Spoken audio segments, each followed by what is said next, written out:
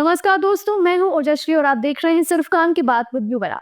आज मैं लेके आई हूँ प्रेजेंटेशन ऑन बिहार इलेक्शन 2025। हम सब जानते हैं कि नवंबर में बिहार के विधानसभा इलेक्शन होने वाले हैं। ऐसे में हम प्रेजेंटेशन लेकर के आए हैं आपके लिए कि ये इलेक्शन सिर्फ सीटों का संग्राम तक सीमित रहेंगे या फिर एक नई सोच उभर कर आएंगे। तो चलिए बढ़ते हैं हमारी प्रेजेंटेशन की ओर और शुरू करते हैं हमारी नेक्स्ट स्लाइड का विवरण। सबसे पहले हम समझते हैं कि पार्टी के अंदर कौन सी पार्टी है, पार्टी कैसे फॉर्म हुई, कैसे एनडीए बनी, कैसे इंडिया बनी, वो हम आपको बताते हैं।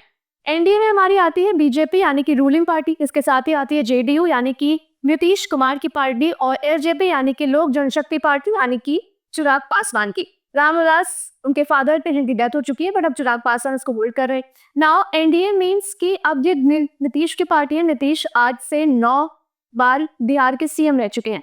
ऐसे में इनका करिश्मा थोड़ा बहुत खट्टा नजर आ रहा है बिकॉज इनकी हेल्थ की काफी इश्यूज देख रही है। जनता भी कह रही है कि अब इन्हें रिटायरमेंट ले लेना चाहिए। वहीं अगर ये नहीं रिटायरमेंट लेते हैं तो भी इनका वोट बैंक कायम अब भी है। अगर ये हेल्थ के कारण या किसी और वजह से रिटायरमेंट नहीं लेते हैं तो ये ना सोचे कि इनको वोट नहीं मिलेंगे। मतलब इनका वोट बैंक अभी भी उतना ही कायम है because of this scrutiny caste, extreme backward class और ये महिलाएं, क्योंकि ये इनको इतना मजबूत समर्थन दे रहे हैं। इसकी वजह से 8 से 9 बार तक नीतीश कुमार बिहार के सीएम रह चुके हैं। अब आते हैं महागठबंधन की ओर। महागठबंधन पर आते हैं तो ये आरजेडी यानी कि लालू यादव की पार्टी, कांग्रेस यानी कि राहुल गांधी की पार्टी और वाम दल यानी कि वो पार्टी जो छोटी छोटी है जिन्हें हम अदर्स या लेफ्ट के फॉर्म में जानते हैं। तो तेजस्वी यादव को यहाँ पे दबदबा है क्योंकि तेजस्वी यादव बिहार से बिलोंग करते हैं और बिहार में नीतीश कुमार भी है, तेजस्वी यादव भी हैं। दोनों ही नेता बिहार से बिलोंग करते हैं और बिहार के जमीनी स्तर से आते हैं। तो ऐसे में दोनों में काफी भयंकर टकराव देखा जाता है। पहले तेजस्वी यादव नीतीश कुमार को चाचा भी कह के पुकारते थे, लेकिन अब जब से थोड़ा सा टकराव बीच में आया है तब से इन नीतीश कुमार और तेजस्वी यादव के बीच में थोड़ा सा हम तकरार देख सकते हैं। वहीं अगर तेजस्वी यादव की बात करी जाए तो यहाँ पे वो युवा वोटर्स को काफी आकर्षित करते हैं क्योंकि पहले के टाइम में तेजस्वी यादव क्रिकेट भी खेलते थे और एक युवाओं में क्रिकेट का जोश देखा जाता है। तो ऐसे में युवा वोटर्स काफी उन्हें आकर्षण करती, तो तेजस्वी यादव को युवाओं से काफी ज्यादा वोट मिल सकते हैं। लेकिन तेजस्वी यादव कांग्रेस की पकड़ इसलिए ढीली है बिकॉज सीट शेयरिंग में तकरार भी नजर आ रही है। कांग्रेस का बिहार में कुछ भी वजूद नहीं है, जो भी है सिर्फ तेजस्वी यादव से है। तो ऐसे में कांग्रेस कहीं ना कहीं मतलब गठबंधन का जो क्राइटेरिया है नुकसान में नजर आ रहा है और उनके बीच में कोई भी कोऑर्डिनेशन नजर नहीं आ रहा है। तेजस्वी यादव यानी कि आरजेडी और कांग्रेस के बीच में कोई भी कोऑर्डिनेशन नजर नहीं आ रहा है। तो एक तरीके से हम देख सकते हैं कि नुकसान की तरफ बढ़ रही है। बढ़ते हैं अगली साइड की, बात करते हैं वोटर डायनामिक्स और SIR विभाग की। SIR यानी कि special intensive revision. Special intensive revision हम उसे कह सकते हैं जहाँ पे वोटर्स की लिस्ट को वेरीफाई किया जाता है, उसे रिवीजन किया जाता है। यानी कि वो लोग जिनकी डेथ हो चुकी है या जो कैजुअलिटी की वजह से नहीं है, या वो लोग जो अब न्यू वोटर्स हैं जो पहली बार वोट कर रहे हैं इस बार इलेक्शन में, उनके नाम ऐड होते हैं। जो जिनकी डेथ हो चुकी होती है उनके नाम हटाए जाते हैं। वो सब स्पेशल इंटेंसिव रिवीजन के अंदर ही आता है। अब बात करते हैं ये वो डेटा 65 लाख नाम हट सकते हैं। अब इनमें वो नाम भी आ सकते हैं जो जिनकी डेथ हो चुकी है, वो नाम भी आ सकते हैं जो लाइक माइग्रेट कर चुके हैं, या वो नाम भी आ सकते हैं जो अवैध रूप से रह रहे हैं इस राज्य में। तो क्राइटेरिया बहुत सारे हो सकते हैं। आप किस वजह से हट रहे हैं ये नहीं पता है, लेकिन इसका पहला चरण हो चुका है। और वहीं इलेक्शन कमीशन ने तो कह दिया है कि प्रक्रिया जो है पारदर्शी होगी, लेकिन वहीं विपक्ष का कहना है कि ये तो गरीबों, मजदूरों और वोट काटने की साजिश है। लेकिन अगर वही गरीब मजदूर अवैध तरीके से वोट कर रहा है तो वो कहाँ सही है, हमें ये बताइए।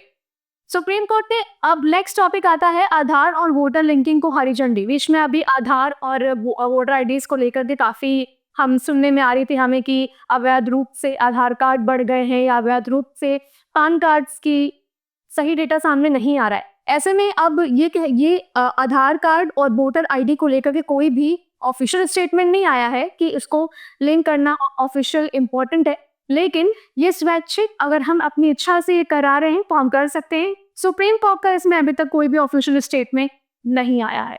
बढ़ते हैं अगली साइड की ओर और बताते हैं आपको अगला डेटा। अब बात करने वाले हैं हम लोग महिला युवा फैक्टर पे, यानी कि MY मतलब महिला युवा।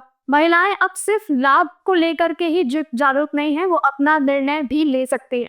महिलाएं अब सिर्फ लाभार्थी नहीं यानी कि वो लाभ को लेकर के जागरूक नहीं है, वो अब अपना निर्णय भी ले सकती हैं। यानी कि वो अपना निर्णय हर पक्ष में ले सकती हैं। हर अपना वोट उन्हें किसे देना है, किस पार्टी को देना है, वो ये पूरा उन्हें उन्हें ये करने का पूरा हक है अब, क्योंकि पहले के ज़माने में हमने देखा होगा, जिस भी लाइक हम एक फैमिली का एग्जांपल लेते हैं, अगर वो फैमिली पूरी पर्टिकुलर पार्टी को वोट दे रही है, तो महिलाएं भी उन्हीं को ही वोट देती थी, उनके ऊपर डिसीजन थोपा जाता था। लेकिन आज के टाइम में महिलाएं अपना निर्णय ले सकती हैं खुलेआम और आज़ादी से, जिसे भी चाहे उन्हें वोट दे सकती हैं। उन पे कोई भी प्रेशराइज या उन्हें कोई भी प्रेशर नहीं है इस बात का कि उन्हें उसी पर्टिकुलर पार्टी को वोट दें जस्ट बिकॉज कि उनकी फैमिली भी उसी पार्टी को वोट दे रही है। यहाँ पे ये चीज है। वही युवा पूछ रहे हैं कि रोजगार कहाँ है। बात भी सही है, जब इलेक्शन के टाइम पे इतने सारे वादे होते हैं, इतने सारे स्कीम्स निकल के आती हैं, तो इलेक्शन खत्म होने के बाद वो वादे कहाँ चले जाते हैं?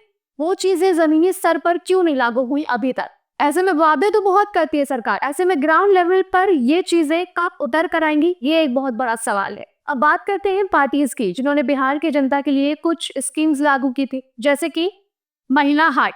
ये वो प्रोसेस है, वो डिजिटल प्रोसेस है जिसमें महिलाएं अपना प्रोडक्ट बेच भी सकती हैं, अपने आप को सशक्त बना सकती है। साथ ही अगर बात करी जाए बीएसआरटीसी की, तो ये Bihar state road transport corporation है, जहाँ पे महिलाओं को बहुत अच्छी सेवा मिलती है। उसमें 50% का टिकट ऑफ 50% का टिकट ऑफ हो जाता है। साथ ही बस की पहली की 4 सीटें रिजर्व रहती हैं। इसके साथ ही साथ अगर देखा जाए तो बस में ट्रैकिंग या जीपीएस सिस्टम भी लगा रहता है कि अगर महिला किसी बात से इनसिक्योर फील कर रही है तो उसे सुरक्षित जगह पे पहुंचाया जा सके। इतना ही नहीं, इसके और भी कई सारी चीजें हैं। वहीं अगर आरजेडी राष्ट्रीय जनता दल की बात की जाए तो उन्होंने बेटी स्कीम और माई बहिनी योजना लागू की थी। कांग्रेस भी इस बिहार में पीछे नहीं है, भले बिहार में कांग्रेस का दबदबा कम है, लेकिन हर हाथ में कैश जैसी पॉपुलिस्ट वादे किए। इन सब के साथ ही सवाल अब भी वही है, कौन देगा भरोसे का रोड मैप? ये वादे सब कर लेते हैं, जब इलेक्शन आने वाले होते हैं हर कोई हर वादा करता है, लेकिन जब इलेक्शन खत्म हो जाते हैं तो ये वादे कहाँ चले जाते हैं? तो सवाल अब भी वही है कि कौन देगा भरोसे का रोड मैप? इलेक्शन स्कीम्स ये सब चलती रहेंगी, लेकिन हमें भरोसा चाहिए कि जो इलेक्शन के टाइम पे वादे हो रहे हैं वो वाकई में पूरे होंगे या नहीं होंगे। इस भरोसे का रोड मैप एक बड़ा सवाल है आज भी। अब बढ़ते हैं अगली स्लाइड की ओर। अब बात करते हैं गठबंधन और तीसरे मोर्चे की। एनडीए में चिराग पासवान भी हैं और जीतन मांझी भी हैं, दोनों ही सेंट्रल में एक ही पार्टी में। लेकिन चिराग पासवान बिहार में 243 सीट से लड़ रहे हैं, ठीक है, अकेले, और जीतन मांझी भी उसी सीट से लड़ रहे हैं। लेकिन ये दोनों दलित बैकग्राउंड से आते हैं, तो दलितों का वोट ये बहुत ज्यादा अट्रैक्ट करते हैं। ऐसे में एक कंपटीशन बहुत ज्यादा है और इसी कंपटीशन की वजह से इन दोनों में टकराव देखा जाता है बहुत ज्यादा, और इस टकराव का फुल फायदा उठाती है बीजेपी, क्योंकि वोट कहीं से भी आए दलित के, इसको मतलब इनको आए या उनको आए, ऑल टुगेदर वोट घूम फिर के आएंगे बीजेपी के पास ही। तो यहाँ पे बीजेपी बहुत अपना अच्छे से फायदा उठाती हुई नजर आती है और एकदम दोनों का तमाशा फुल ऑन दिखती है। अब आते हैं अपनी अगली स्लाइड की ओर। अब आती है एक और पार्टी, जन स्वराज पार्टी, जिसके हेड है प्रशांत किशोर। प्रशांत किशोर का एक ही एजेंडा है, शहरों के पढ़े लिखे युवाओं को खींच रहे हैं और जाति जैसे प्रोपेगेंडा मुद्दे को साइड में रखकर विकास की बात कर रहे हैं। वहीं अगर तेज प्रताप की बात की जाए तो महुआ से निर्दलीय मैदान में तो उतरे हैं, लेकिन आरजेडी को उन्हीं के घर में झटका मिल रहा है। इसके पीछे भी रीजन बहुत बड़ा है। तेज प्रताप जो है वो तेजस्वी के भाई तो है, बड़े भाई हैं। तो ऐसे में आरजेडी के घर में मतलब आरजेडी को झटका लगना कोई आम बात नहीं। एक ही घर के दो भाई अलग अलग पार्टी में हैं, कोई भी जीत सकता है। अगर कॉन्सिक्वेंसेस ज्यादा हो गए तो टकराव आना निश्चित है। और वैसे भी अभी आपने तेज प्रताप को लेकर के खबरें सुनी ही होंगी कि काफी सारी चीजें हुई थी, लालू यादव ने उन्हें पार्टी से भी निकाल दिया था। तो ऐसे में देखा जाए तो अब ये जो एक सवाल हो रहा है कि आरजेडी को घर में ही झटका लग सकता है, मुझे लगता है कि कहीं ना कहीं एक इस चुनाव में बहुत दिलचस्प मोड़ ले सकता है। बढ़ते हैं अगली साइड की ओर और जानते हैं बिहार की जनता क्या कह रही है। अब एक सवाल आपसे, क्या बदलेगा बिहार? बिहार पहली बार अपनी आइडेंटिटी से बदल करके विकास, कानून और अवसरों पर सोच रहा है। यानी कि हर बार इलेक्शन हमेशा कुर्सी को लेकर के होता है, हम कुर्सी पर बैठ जाएं बाकी जगह जाए भाड़। लेकिन इस बार बिहार देखा जाए तो विकास, कानून और अवसरों पर सोच रहा है। साथ ही कन्हैया कुमार, प्रशांत किशोर और बाकी नए चेहरे या कास्ट सेंसस, ये सब जमीनी स्तर पर उन्होंने अपना क्राइटेरिया ही चेंज कर दिया, यानी कि जमीनी स्तर पर उतर करके पूरी हवा बदल दी बिहार की। तो देखना ये वाले चुनाव कितने दिलचस्प होने वाले हैं। तो बढ़ते हैं अपनी अगली स्लाइड की ओर। जनता आप कह रही है कि सिर्फ जाति नहीं, नीति चाहिए। जाति के बेसिस पे इतने सारे प्रोपेगेंडास हो चुके हैं, इतनी सारी गॉसिप हो चुकी है, इतना सब कुछ तमाशा बन चुका है कि अब युवा भी कह रहे हैं कि उन्हें जाति के बेसिस पे कुछ नहीं चाहिए, अब उन्हें नीति चाहिए। उन्हें वो प्लान्स चाहिए हैं जो अब जमीनी स्तर पर उतरे, एक नया बिहार बनाए, एक बदलाव लाए, वो चीज लाए जो जिनसे उन्हें फायदा हो, ना कि जाति के बेसिस पे एक तमाशा बने, या ना कि जाति के बेसिस पे हम ऊंच नीच या ऐसी किसी चीजों को बढ़ावा दे। अब एक क्योंकि अब नया भारत है, नया बिहार होना चाहिए। जब नए इलेक्शंस होते हैं तो हर इंसान के मन में होता है कुछ इस बार नया होगा, इस बार नया देखने को मिलेगा। ऐसे में जाति जैसा वर्ड फिर से इलेक्शन में उभर कर आए, मुझे लगता नहीं है कि ये सही है। और वैसे भी क्योंकि अब हर चीज नई है, अब हर चीज में डेवलपमेंट हो रहा है, तो ऐसे में हमें अब जाति नहीं, कास्ट नहीं, हमें अब कास्ट, रिलीजन और हर उस चीज से ऊपर उठ करके नीति यानी प्लान्स को लेकर के फोकस में रहना चाहिए।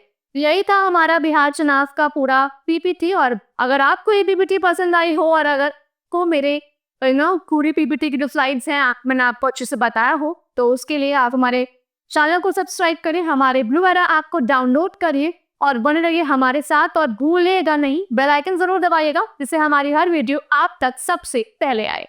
धन्यवाद।